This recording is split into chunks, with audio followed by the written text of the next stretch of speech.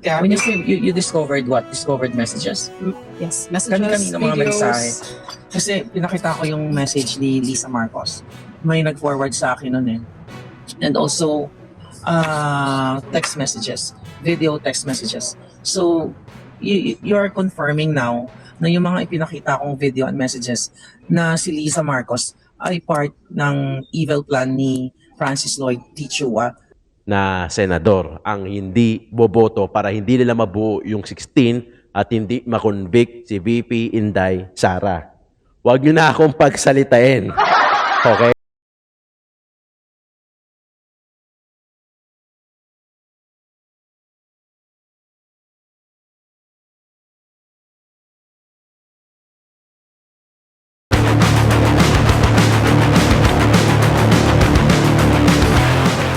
Alright, good morning everyone. Today is March 23, araw ng linggo dito sa Pilipinas. Kaya naman magandang umaga, hapon o gabi sa inyong lahat ha.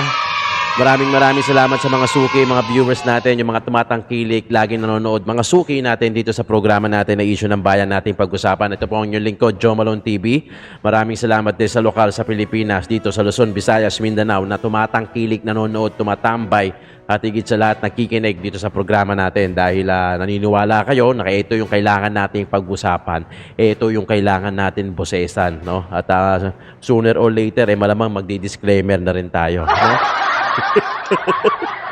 Okay, shoutout natin yung mga member natin: Florina Dacumos, Queen O, Rose Enriquez, Mary Jane Tabuada, Dina Mahos Bongo, Ma'am Lorna, Danny Ubaldo, Lito Javier, Manix Sangco, Franklin Porog at JU Production. Kung kung gustong pumasok sa membership natin, meron naman join membership dyan. Kung hindi naman, it's okay. Meron naman tayong subscribe button dyan. Paki-double check kung nakasubscribe na kayo. Kung hindi naman, paki-click yung subscribe button. Sa katabi ng subscribe button, merong bell icon. Yan yung notification bell. Paki-click, tapos i-click sa all para lagi kayong updated sa mga videos na ina-upload natin araw-araw. Nang sa ganon, updated kayo sa mga issue dito sa Pilipinas. Ito po ang content natin. Lahat ng mga issue na pinag-uusapan sa Pilipinas, sa looban na o labas, ito, pag-uusapan natin. Reaction video lang po ito. Hindi po tayo nagpapakalat ng fake news. Disclaimer lang mga kayon, ha? Reaction video. Binibigyan lang natin ng reaction yung video na dinidiscuss natin din nyo. Lagi ko sinasabi, pwedeng mali ako, I may be right, I may be wrong. Pwedeng mali ako, pwedeng tama rin. Okay? Pag mali ako, pwede naman mag-correct. Yeah? Alam nyo na yan. Yung mga nangyayari ngayon talaga, no? Grabe. Okay. Ito, ganito. Meron tayong senaryo dito para mas maintindihan ng lahat. Umpisahan na natin to kasi talagang ito ang ano natin eh. Ito na naman talaga ang goal natin dito. Shoutout sa lahat. Paki-like and share yung mga video natin. Huwag din kayo mag-skip na nga. So, ito na. Pag-usapan na natin to. Pagka umandar na yung impeachment trial ni VP Sara, ang kailangan na boto para makonvict siya, correct me if I'm wrong, 16 votes o 2/3 ng 24 na senador na darating ngayon sa July. Kasi nga, di ba, July daw mag-uumpisa yung impeachment trial sa Senado. So, ilan ang kailangan na boto para makonvict si VP Inday Sara? 16. That's the 2/3 of 24 senators. So, 16 ang boboto para makonvict at matanggal si VP Sara sa pagka-vice president ng ating ng Republika ng Pilipinas. Malinaw. Okay. Para hindi mabuo yung 16, 9 votes ang kailangan. 9 yung hindi boboto para hindi mabuo yung 16. 9 yung hindi boboto para hindi mabuo yung 16. So, kasi 16 plus 9, 25. So, hindi siya mabubuo kasi 24 lang yung senador natin. So, hindi mabubuo yung 16. So, hindi makukonvict si VP Inday Sara. Yun ang pagkakaalam ko. Okay? Correct me if I'm wrong. Yun ang na-search ko. Correct me if I'm wrong. Ang kailangan kasi 2/3 ng 24. 2/3 out of 24. So, that's 16 votes para makonvict si VP Inday Sara.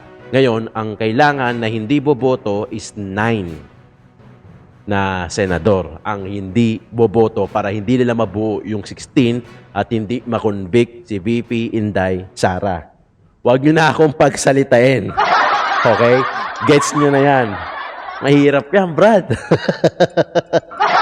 Basta sinabi ko na sa inyo. Okay, malinaw na tayo. Ha? Yun ang I may be right. I may be wrong. Kung mali ako, sorry. Di ba? Hindi ko yung sinasabing maniwala kayo sa akin. Ha? Pero para doon sa mga manonood sa akin, I'm sure gets nyo na yan. Paki-comment nga sa baba kung gets nyo. Paki-comment sa baba kung na-gets nyo na. Okay? Attendance check muna tayo dyan mga kayo na kung saan man kayo lupalop, naroroon nyo. Exact location nyo, paki-comment dyan sa baba para magkaroon tayo ng engagement dahil bumababa na naman yung views natin. So if you're watching from Netherlands, Illinois, Germany, Frankfurt, Singapore, Hong Kong, paki-comment dyan sa baba. Kung nasa local ka naman, Luzon, Visayas, Mindanao, paki-comment naman if you're watching from Bulacan, Cavite, Batangas, Pangasinan, Laguna. Nang sa ganon, malaman natin kung saan na inaabot yung video natin at magkaroon tayo ng YouTube engagement. Panoorin na natin to, Robin Padilla, Senator Robin Padilla, nasa Frankfurt, Germany, para kausapin o siguro magbigay ng konting pahayag dito sa mga OFW natin sa Germany. Tapos yung tingnan natin kung saan naaabot yung pasabog ni Maharlika na kung saan meron siyang in-interview na isang distressed mother na kung saan nagsiwalat din. Panoorin natin. Ang hirap pagka sa akin manggagaling eh, no? Ang hirap. Magagets nyo naman yan eh. I'm sure naman. May mga nanonood naman sa akin. Witty yan. Gets nyo yan, okay? Naniniwala ako dyan. Paki-comment sa comment section kung gets. Say gets. Say gets. Okay, panoorin na natin to. O konti na lang po yata ang natira sa mga kaibigan ng ating dating Pangulo. Higup lang ang kape. Kaya kapag nakikita po namin kayo, lumalakas po ang loob namin.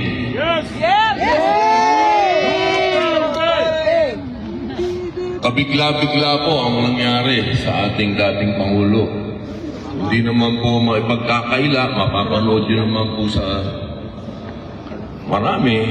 Hey, Robin. Makikita nyo sa social media kung paano natrato yung ating dating Pangulo.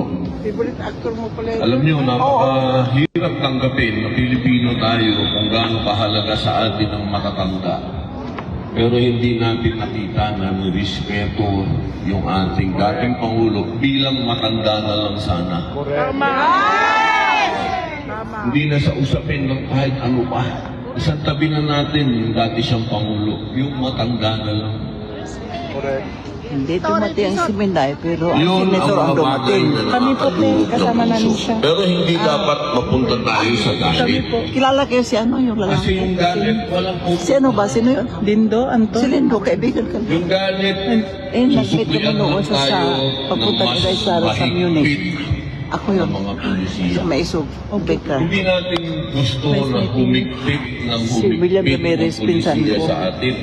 Sa Davao. Okay. Ang kailangan Si Atty. ngayon Jane Parasin natin, na ikso ko. kumbinsihin natin yung mga Tama, picture kababayan natin kung gusto ba natin talaga ng pagbabago. Gusto ba talaga natin ng pagbabago? Kung gusto natin talaga ng pagbabago, una, ipakita natin dito sa Europa. Hindi lang sa Netherlands. Minutes, Kung wala nasaan natin, man sabi ng kayong pulis, galing, alam nagkausap ko, ako. may mga galing dito sa iba't ibang lugar ng Europa. Hindi allowed din. Iparamdam nyo sa mga tao sa Europa na masakit ang nangyari sa ating mga Pilipino. Jay. Hindi lang sa usapin na mahal natin ang dating Pangulong Rodrigo Roa Duterte. Alam mo saan ba yun? Masakit ang loob natin dahil Sama mo meron si tayong Lola isang Europe Pilipino na diniliver Saan sila? dito. Ano nangyari yun? Di ba dapat Larry si Prophet. kapag kayong kapwa mo Pilipino nagkaroon ng konting problema sa ibang bansa, hindi pa inuuwi natin. Ginagawa natin ang lahat ng paraan para maiuwi Yes. natin. Allowed tayo.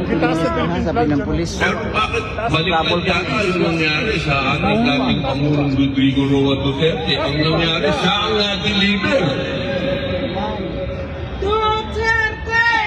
Duterte!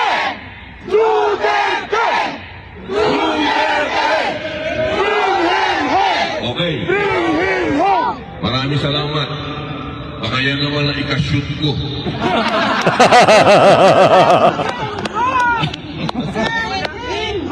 Bring him home! Bring him home! Yun po. Ang una natin pakiusap. Doon siya. Sana Puntahan ko. yung mga dito, alam niyo wala naman kaming reklamo sa mga taga-Europa. Wala. Nakita namin, tinirato ng maganda ang ating dating Pangulo. Ayon sa kwento ng ating mahal na Vice Presidente, Inday Sara Duterte, ayon sa kanyang kwento, maganda ang naging sitwasyon at pamamalakad noong detention center sa ating dating Pangulo. Pero, hindi dapat nangyayari yan sa ating dating Pangulo.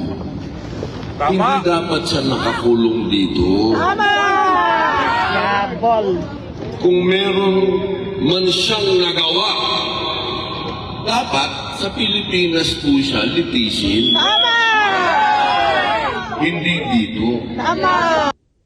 Kaya sana mapakiusapan po natin ang mga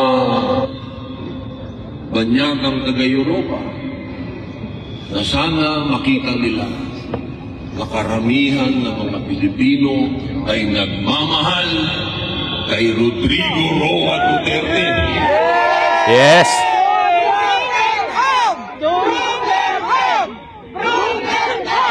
Napakaliit ng porsyento ang kumakalaban kay Rodrigo Roa Duterte. Napakaliit! At yung porsyento na yan, yun yung mga komunista. Daming likes. Kaya dapat Sa kanya. maging lagi kayong bantay. Sabi nga ni Mayor, bantay kayo lagi. Ikot mo konti. Mga kababayan, dahil kayo ang lakas. Kayo ang lakas na nagbibigay una sa ating mahal na dating Pangulong Rodrigo Roa Duterte. Kahit hindi na kayo nakikita, kahit hindi na tayo nakikita, pero nararamdaman na tayo dahil puso sa puso ito. Puso nating mga Pilipino. Yes. Ang nakasalalay dito, puso natin. Dahil bayan natin ito.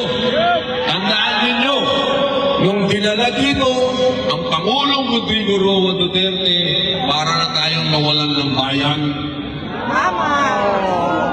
Para na tayong nag-submit sa dayuhan. Huwag sana ganun. Sayang naman yung bandera natin. Sayang. Sayang naman yung mga damit natin ito. Sayang naman yung mga kagandahan ninyo. Sayang naman ang mga kabwatuhan ng mga Pilipino. Yes. Kung hindi natin maipaglalaban ang bayan natin. Di ba? Tama naman si Robin doon, Today. no? Bago tayo pumunta rito dito sa pasabog ni Maharlika, may mga nabasa akong comment na nila BP Inday Sara, pati na rin ni Kitty Duterte na tila natatanggap na rin nila na sinasabi nila according sa kanila na hindi na makakabalik si Tatay Digong. So we don't know yet kung ano talagang eksakto. What we all know na buo na yung council team ni Tatay Digong doon. Ang leading si Attorney Kaufman, ang parang lead counsel ni Tatay Digong doon. So sila na yung bahala doon. Huwag na masyado nating intindihin yan kasi trabaho naman ng mga legal counsel yon. So ang gawin natin dito sa atin, pati na rin sa magdasal tayo. Magdasal na alam natin na may awa ang Diyos at alam natin na sa totoo lang papanig ang ating Panginoon. Magdasal lang tayo. The more na marami nagdadasal, di ba? Nasa Bible yan, na mas marami nagdadasal, mas pure yung heart ng mga nagdadasal, nakikita ng Panginoon yan, di ba? Ang nakikita ng Panginoon kung ano yung nasa puso, di ba? Ang nakikita nating mga tao, kung ano yung nakikita natin sa paligid natin na nangyayari. Pero ang Diyos, nakikita niya kung ano yung nasa puso. So magdasal lang tayo at may awa ang Diyos. Ako naniniwala ako dyan na may awa ang Diyos. At yun ang magpiprevail. Yun ang magpapalaya sa katotohanan. Okay? So yung alam ko naman, di naman may iwasan talaga na hindi malungkot kahit ako din naman, 'di ba? Na hindi malungkot dahil sa mga sinasabi nila Kitty, nila VP Inday, kung ano man yung plano nila, alam naman natin na may plano talaga naman sila at kumikilos din naman 'yan. Hindi naman 'yan basta-basta tumatanggap na lang ng ganun na pangyayari. Pero syempre, tanggapin muna natin at ipanalangin natin yung kalusugan ni Tatay Digong dahil magbe-birthday yan sa Friday, March 28. Okay na, pakinggan na natin to si Marlica. Gusto ko ikaw yung magkwento sa ating mga kababayan kung ano yung nangyari sa'yo. Dahil may mga pinakita ko mga videos kung paano kayo gipitin ng gobyerno ng Pilipinas doon sa Turkey through that fabricated documents or crime. Tama ba? So pwede mong ikwento sa ating mga kababayan, paano ba talaga nagsimula itong ginawa sa'yo ni Francis Chua, ang iyong former partner, at involved ang gobyerno, lalo na si Lisa Marcos at ang Marcos administration? Alam nyo, pardon me pag may ilang moments na medyo maiyak pa din ako hanggang ngayon. Kasi, of course, no, gusto natin mag-move on, no, mag-move forward, mag-build ng new life again. Pero minsan you're confronted o naaalala mo uli yung pangyayari. I think sa panahon ngayon, I'm emotionally ready na, psychologically ready na din. Patuloy pa din ang ating laban, no? So paano ba nagsimula ang lahat ng ito? Yeah. Yung ex-partner ko na si Francis Lloyd T. Chua, we've been together since 2009. Like any other relationship, may mga problema din sa relasyon. That's very private. Normally, we are very private persons, you know. Lagi ako logical and rational when it comes to, lalo na because I'm a mother of 4 children. Pero hindi kami kasal ni Francis legally, okay? But we work together in one company. I work for him sa construction.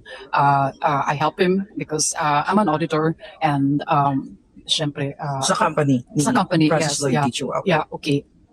So, anyway, ako personally, kaya ko naman i-set aside yung private issues namin ni Francis. Magampanan ko lang yung aking role as a mother, bilang ina sa aking mga anak. Siyempre, as you can see, malaking kumpanya ang kay Francis. Malaki din at malawak din ang kanyang impluensya sa sistema natin sa Pilipinas. Ayokong galawin yan. Quiet lang talaga ako because I don't want to endanger my life at yung mga anak ko. Pero winawarn ko na yan si Francis dati-rati pa na i-stop na namin itong gantong business. No? When you say, sa-stop na namin yung ganitong business, ano bang business yon? Bakit kailangan i-stop if this is a legitimate business? Well, sa sistema natin sa Pilipinas, may mga bribery talaga. Okay?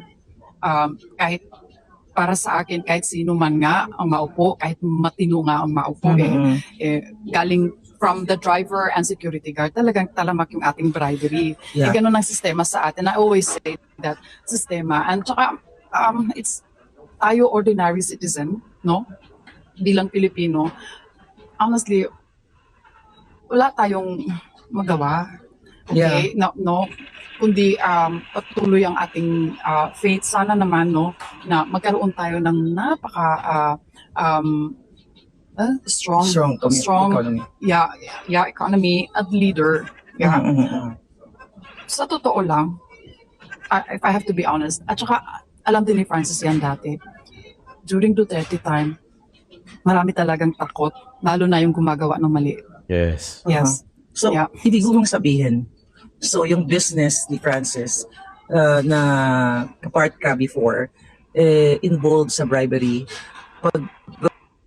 pag-bribe sa mga government officials and contractors, something like that? Yes. Well, as I'm working to his company, nakikita namin ang sistema. Wala kaming choice, yeah, or si Francis, kundi gampanan ang sistema. Otherwise, hindi kami maka-receive ng projects, no? Or hindi siya makipag-deal. Ganun ang laro sa sistema. You really Okay. have to pay or meron talagang mga certain commissions from any level of in the politics, in fact. Yes. So, for me, as ordinary citizen, natatakot ako. Okay? Natatakot ako kasi, ano ba ang laban ko? Uy, hindi kaya ako tulad sa kanila. Bisaya ko, no? I try to speak Tagalog, no? Yeah, I can speak Bisaya. Yeah, oo. Kanang adlok kaayo jud ko sa tanan. Gingnan na ako siya. Pero yung siya nako, we will stop na daw 2017 Yung illegal business. sa construction. Construction. Kasi heavily dealing with the government projects. So, okay. But I told him, no, katong nagbulag na may, I remember 2016, I went to psychologist kay kanang gikulata man ko ana niya 2016. That was sinulog in January. Kanang kuha na si Francis, grabe ka siloso na siya kanang bisag unsa na lang like ako magani na siyang gidare nga ako pa nimong mag-hire jud kag somebody nga mag-follow jud nako bisag asa kay ang answer pick up lang jud, no? Kaya wala jud kayo makuha sa ako. Yeah. Okay? So anyway, so nahitabo ng 2016 panggigipit ni Francis sa ako, and my children was only 2, 3, 4, and 6 years old at the time. And then gamay pa kayo akong anak ato 2 years old pa jud. So I have to prioritize my children. And pero you try na ko work out ang among relasyon for 1 year, right? Any private na niya. Yeah. Yeah, 1 year, 2016. But after the 1 year of therapy, na-realize na ako nga dili ko responsible to change him. And na-realize na ako na nga ang true love jud ay nako akong mga anak. And sa kang Francis, di jud na nako siya ma-change. Wala niya gito pa ang promise nga 2017 i-stop na namo ang Yung ang private business. business, Oo. So kanang hadlok ba ako yes, dagan na ba kang balita, Yeah. We are not legally married normally, di ko mahadlok, no, but still kay nag-work ko sa iyang company, no. And then I told him na magwag na 2017 because okay, this is very private already. Nga kanang it's not right, it's not fair nga kanang dili na nako siya love. Okay. And then mag-continue gyapon ang relationship, but he said to me, no, your love will come back. Nahadlok na sad ko. Nahadlok na sad ko basig makulatahan na sad ko, magsige ko og refuse. Yeah. So magsige ko pray, mag-hope nga may makakita na siya laing babae, oy nga ma-in love siya sa laing babae. And in fact, niabot pa gani ang point nga nitabang na gani ko og pangita og candidate for him. Oo, para maka-move on gani siya. Pero okay, we are adults. This is our decision. Being as a parent is another dimension of our role in our life as a parent and Yeah. as a partner, intimate partner, no? And even as a business person, you are also different. You play a certain role. Yes, yeah, as a businesswoman, as a mother, as an intimate partner, and even as a child. Okay, but why? Ngano yung nahitabo man ni in 2022? At the beginning, wala jud ko kagets. Nganong iya guning gibuhat tanan. And di jud ko kagets just for the sake of the kids nga iya ning buhaton. I'm not convinced to that. One, dili gud siya close sa akong mga anak or sa among anak. Eh wala man siya time sa mga bata. No, busy man kaayo siya sa business. Mo man na iyang priority. Which makasabot ko sa iya ha. Pero may lang na delegate sa iya. Me at the same time, ga-work ko sa iyang company, ga-build sa ko og laing company, no? Na on the side para if mohunong na ang construction company, we continue on a private business nga wala na gani involved in the government. Yeah. Yes. Kaya mas para na peace of mind. Okay. Yeah. I'm not hypocrites. I am aware, and then I mean, this exists. This kind of system exists in this world. Pero kay tungod kay ordinary citizen man, we silent ourselves. Yes. Karon, kung gigipit na ko nila in 2022, it was for me it was destined nga mabaw-an nako ang truth nga ilang gibalak buhaton nako. Noong 2022. Oo. We were already in Istanbul. Okay. How we got to Istanbul? Yeah, that's yes. right. Yeah. How we got to Istanbul?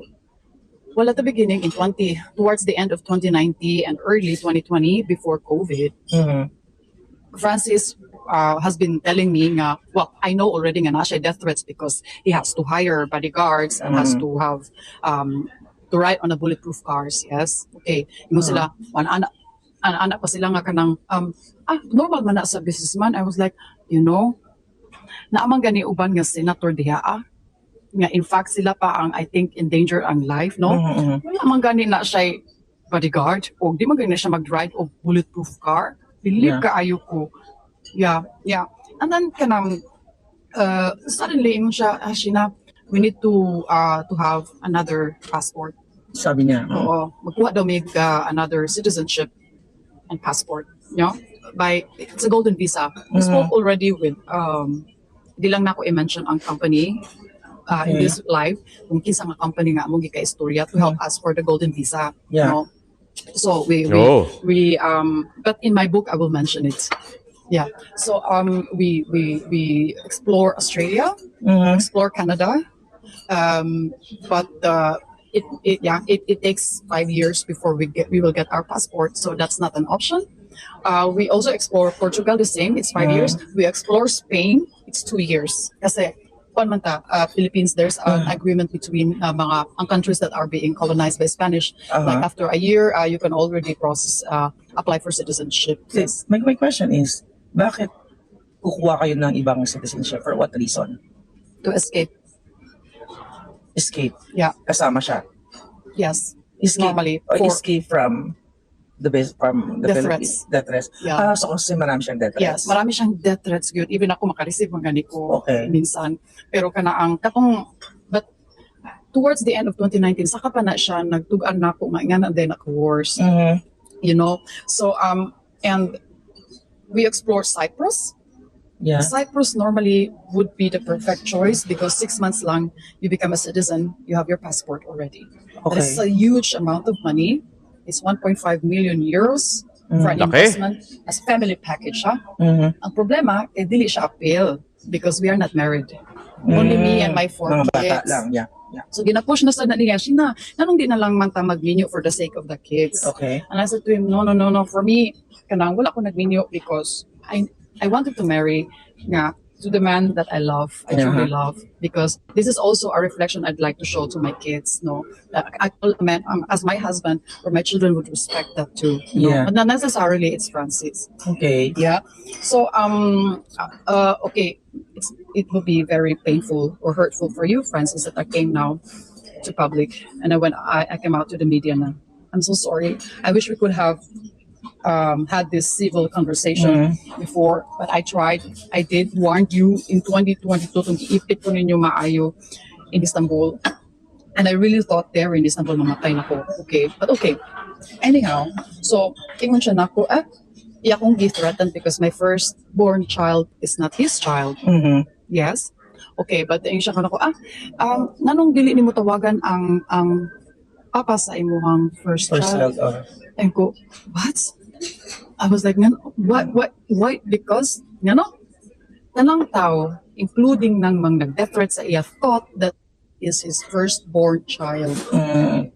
So, ako naman, how cruel. My God, my son, okay, my son will not be fully protected. Kaya dili man niyang anak, no? And in the Chinese family, when you have an enemy, the firstborn child is very crucial. Yeah. They will have it killed or threatened to kill because in the Chinese community, the first child is important. Yeah. Yes, the firstborn child, especially a son. Yeah. So bakit gusto niyo i-kontakin yung father niya? It was just out kanang kuan, di-threaten ko niya, para i-prove sa ako ba nga, di ko worried for his 3 children because the people thought that my firstborn child is his. Yeah. But in fact, it's not. It's no longer a secret also to my children. I told them about this too. But okay, nganong sa Istanbul, nganong nahitabo na, nganong naato mi sa Istanbul. Because of that, naningkamot ko, makakonect ko og projects in my field, no? O contract with a doctor, no? It's a Swiss doctor, no? Hoping I could get a residency because I do not have 1.5 million to invest for us to get a passport. And he is delaying it in a way, okay? Gusto siya nga magminyo mi para one package lang mi, okay? But okay, fast forward, finally, naabot mi sa Istanbul. It was not yet a plan for me to escape, no? I'm not ready really. Did you go ready? Pumunta ka sa Istanbul for what? Normally, I have a meeting there. Yes, Business a meeting. business meeting. But because due to COVID, Yeah, but we have to stay there. The online the classes back then were still online. Yeah, Okay. it's not in a campus. So for me, it's practical that I would enroll them in a Turkish private school. And I told him also, and I think this is a nice baby step, for us to get the a legal Yes. residency, to keep safe my children. Okay, you don't want to invest anymore for the golden visa because we have also a crisis financially at the time already. Okay, COVID pa yan, no? There's no enough money for funds. Okay, so I'm being creative. Ngayon ko, okay, then makipag-contract ko as advisory board advisory here abroad in Dubai. Yeah. Karon, at that time in Dubai normally, no? Pero kaya naipit naman ko sa Turkey, I could not do that anymore. Okay, translate ko na lang palangga. Sorry ha, kasi Yes. dahil nga I'm not feeling well during that time, hindi ko na i-suggest kay Sheena na magtagalog siya. Mm. Review po yan, pero sige, try kong sa inyo, i-translate yung mga ibang in Bisaya. So we fast forward, we got our residency. At the beginning, I was scammed. Yes, the issuean ko og fake residency, but we were not able to use it because I found out Fake. quick. Yes. So then I do it all the process from zero. I even include my son. Please write down first step. What's the first step? What are the requirements for applying for a residency? It's not easy. It's not easy. We got our residency after 6 months now. Yes, Okay. pero nag-apply me. Okay. But Yeah. then The reason why gusto mo kumuha ng residency sa Turkey kasi ayaw mo nang bumalik sa Pilipinas, tama? yes, githreaten naman ko niya. Okay, so gusto ko lang to explain.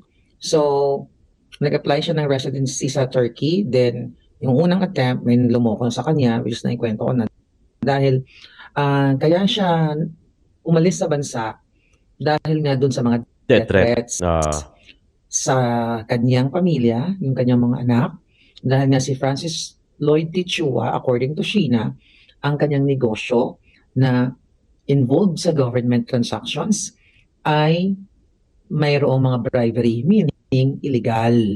Okay, yun yung content kanina na kinukwento niya na nangako yung kanyang ex-partner na hanggang 2070 na lang na hindi na sila papasok sa ganong illegal business. Kung matatandaan nyo kanina, then hindi pa rin ginawa ni Francis ang pagbagong buhay. Parang ganon. So dahil siya ay worried, ito'y kwento na rin sa akin ni Sheena, no? Dahil worried siya sa kanyang mga anak na lumalaki at di bodyguard, naka-bulletproof, wala silang peace of mind sa Pilipinas Yes. kasi para silang mga kriminal na hinahunting ng mga kalaban ni kanyang ex-partner dahil sa mga illegal activities. Later on, dun sa mga susunod na sasabihin niya, syempre babanggitin niya yung gobyerno ni Marcos Jr. At ganun pa man, I'm sorry kung Bisaya, English, kasi nahirapan talaga siya mag-Tagalog. Pero Google na mag-subtitle na lang kayo. Pero naintindihan nyo naman kasi mix eh. So para tuloy-tuloy yung video, okay? Pero huwag kayong mag-alala, magla-live interview kami at I will try my best na mag-Tagalog siya para mas naintindihan natin, okay? Go na tayo. Tinraten ka niya. Did you Francis, did you know that I could deport you? Sabi niya. Yeah, Okay. that was November 2021 when he visited us. No, because Dahil ayaw mo na siya makasama, tama? yes, that's one. But number one is our safety. Your safety. Yeah. Dahil Yes. maraming death threats. Yes. Okay. Yeah, that's from the main. the people na Yeah. ka-business dealing niya or Yeah, illegal yes. business dealing. Yeah, yeah. Okay. He was not really transparent to me of all these Mhm. things. What I know is the construction, yes, and the logistics, etc. Naku, But Diyos ko. yeah, but anyway, later on in my book, Yeah. I will mention it thoroughly later. But in Istanbul, when he threatened me that he could deport me, I was like, wow. I said to him like, wow. Don't tell me that you managed to deal with some local In people Istanbul? here in Istanbul, because how come I know him very good. Uh-huh. I always say that when money talk, everybody listen. Yeah, yeah. Mhm. So, okay. Yes. Yeah. So now here comes February Of 2022. 2022. Okay. February 2022, I discovered that he's been following us because we celebrated Chinese New Year in Dubai with my kids, all 4 of them. Yeah. Okay. And at that time also, when we celebrated Chinese New Year, we didn't have the physical resident card already, but we have our visas, because if you have an American visa, you can easily get an online visa of Turkey. Yes. Okay. Yeah. So when we get back from Dubai, and we saw, I could mention now the iPad. Mhm. As parents, Francis and I, if we have old iPads or old gadgets, we give them to our kids. But on his side, he forgot to sign out his Apple ID. All the while, since COVID time, no, ng online classes nila, my son has been using that iPad for the classes. I can imagine, I don't know why the nannies have not seen that content of the iPad. Me too, I don't know because they've been playing of the Feb iPad. 2022. Yeah. Feb 2022, that's how I discovered their plans. Their plans. Yeah. Sino yung their? Si Francis, involving other, how do I say, because they are not really politicians, but that has great influence in our system. Mhm. At the time, it was during campaign. Campaign Yeah, period. campaign period. 2022 national Yeah, election. yeah. Okay. And then when I discovered that, I warned Francis, like, there When you say you discovered what? Discovered messages? yes, messages, Kanina mga mensahe. videos. Kasi pinakita ko yung message ni Lisa Marcos. May nag-forward sa akin nun eh.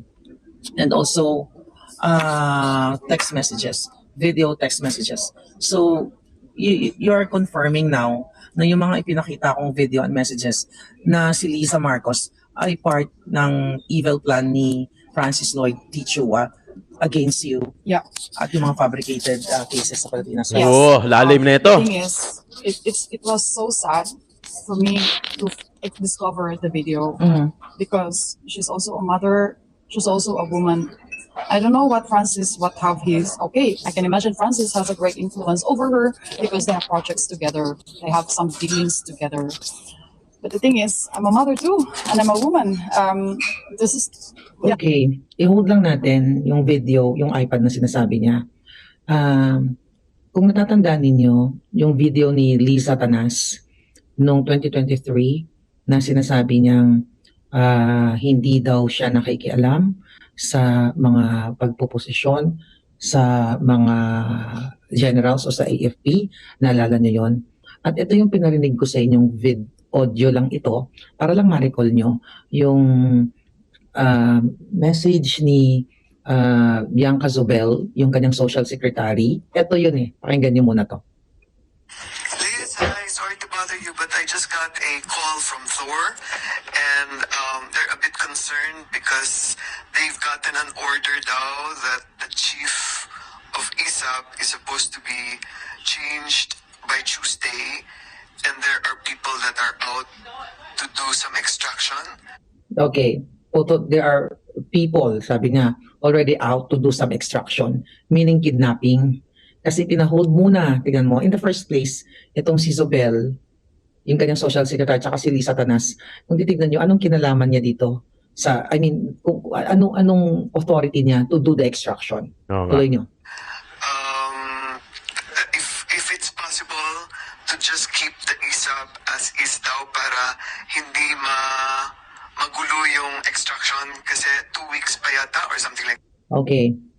Kaya sinasabi yan, mga kababayan, kasama yan sa exhibit ko sa mga kaso ni Lisa Tanas. Pinresent ko to lahat, itong kaso ni Sheena.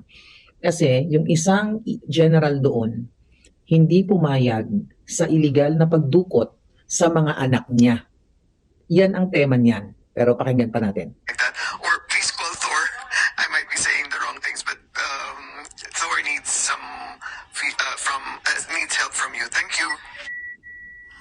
Liz, hi, sorry to Okay, tuloy natin. the system has to, analyze this, Yeah. not just from one side. The thing is, she has a great influence that people working in the government would believe her. Mhm. Yeah, and this has been used against me. So that means my voice won't be valid anymore because there is a powerful person who's been saying this, I'm like, sorry, Okay English lang. ka. Yeah, I could, yeah. So even before ba si Francis at saka si Lisa Marcos ay magkakilala na may business dealing, even before mangyari sa iyo to, Mga projects, yes. mga projects. Yeah, So alam mo, favor. So alam mo na even prior to 2022, magkakilala na si Lisa at saka si Francis. Yeah. Oo. Yes, yeah. Okay. Mga contractors, kabalo ang mga contractors, they know this. Okay. Yeah. So, ano yung, just for the sake of our audience, although sinabi ko na to sa kanila, ano yung mga text messages na involved si Lisa Marcos at iba pa, kung maalala mo, kung ma-share mo? The text messages, it's so, although it's no longer, I have shared this with confidence to the Protection Department here is Belgium because it's my only life insurance. It's my only leverage to survive. But what I can tell is katong video, okay? Okay. So video was, I have to confirm that the video is true. Indeed, it's from the iPad of Francis sa Apple ID account during mga bata gagamit. Okay. Mga palangga, yung sinasabi niyang video, yung message ni Liza sa asawa ni Teddy Boy Locsin Jr. na si Marie Louise Barcelon. Actually, andito yan sa ating Facebook, sa ating TikTok, pero i-share ko na lang ulit sa Boljaka na sa TikTok. Marami naman sa iyo nakarinig. Kasi na-prepare ko lang dito sa ating StreamYard. Tingnan ko lang kung merong extraction na. Please, okay. Ang na-prepare ko lang kasi audio. Pero itong kasi yung unang nag-send sa akin na whistle na informante that I don't know that person, audio lang yung nakuha niya. Pero ngayon, I mean, may video yon na ipakita ko na millions of viewers na yon. So ito yung sinasabi niyang video, ito yung pakikipag-usap ni Liza Tanas sa asawa ni dating DFA Secretary Teddy Boy Locsin Jr. Here we go. Hi, Louie. How are you? I'm here in Bacolod, campaigning for my hubby, look, with Marie Chris and a bunch of gay people. But anyway, the reason why I called you is I have a favor to ask you. We gave all the documents na to Mila, but syempre iba pag tumawag ka. A good friend of ours, Francis Chua, basically has a problem in Istanbul, in Turkey, so he went to court. The judge issued an order in his favor. So now Yung Yun. ano na yon, yung mga sinasabi yung documents o yung kaso nito, fabricated lahat ni Liza Tanas yun at saka ng ex-partner niya. just having everything authenticated so that it can be served in the embassy in Istanbul. It can be served, serve yung pag-kidnap sa kanila. Actually, 3 bata dapat yun eh. Pero Intervene Financial Life, ayaw lang sumama ng isang bata. Okay, tuloy muna natin. Right? So, Mila has all the documents. I won't bore you with the details, but if you could call Mila and just give it a little push. At least I'm on board, don't worry. I'm very good at that. But yeah, that's it. So I hope to see you soon. Hi! Okay, di ba? So nakita niyo yon. So sino po ang fake news dito? Ito may confirmation na ngayon. Lumabas na si Distressed Mother. I think dati ayaw pa niya lumabas dahil natatakot siya sa buhay niya dahil may nanghahantig din sa kanya. Ngayon, yun na, February 14 po itong interview na to. So hindi po, preview po ito. Tuloy na natin. Okay. Stop na natin dito mga kayon. Grabe, di ba? O kayo na ang bahalang humusga dyan. Medyo mahaba-haba itong video natin. Kung gusto nyo ipagpatuloy pa, nandoon naman niya sa vlog ni Maharlika. Si Maharlika, hindi natin kilala personally, pero isa lang naman siguro yung sinusuportahan namin. Di ba? At sana hindi niya ako i-copyright. Di ba? Pero hindi naman siguro. O, lagi naman tayong kumukuha. Minsan kumukuha rin tayo kay Maharlika. Kayo na yung bahalang humusga. Sa panahon kasi ngayon, hintay muna natin. May hinihintay lang tayong survival mode din kasi kami. Survival mode. So, hintayin natin yung June o yung July. So, alam mo yun, di ba? Para makapag full blast ulit tayo. Maganda. Maraming salamat mga kayo na kayo na ang balang humusga dyan. Paki-comment na lang dyan sa baba ko ano yung mga na pagtatahi-tahi ninyong mga istorya. Lagi niyong tatandaan na ito yung issue ng bayan at sa May 12, we have all the power to change the system that we had right now. Ito yung kapangyarihan natin at ito lang ulit dahil sa 2028 na ulit yung magiging election. So magkakaroon tayo ng isang araw na power, absolute power, na iboto natin yung mga talagang alam natin, nakilala natin, na talagang babaguhin yung takbo ng Pilipinas. Maraming salamat, Joe Malone TV po. Issue ng bayan, ating pag-usapan.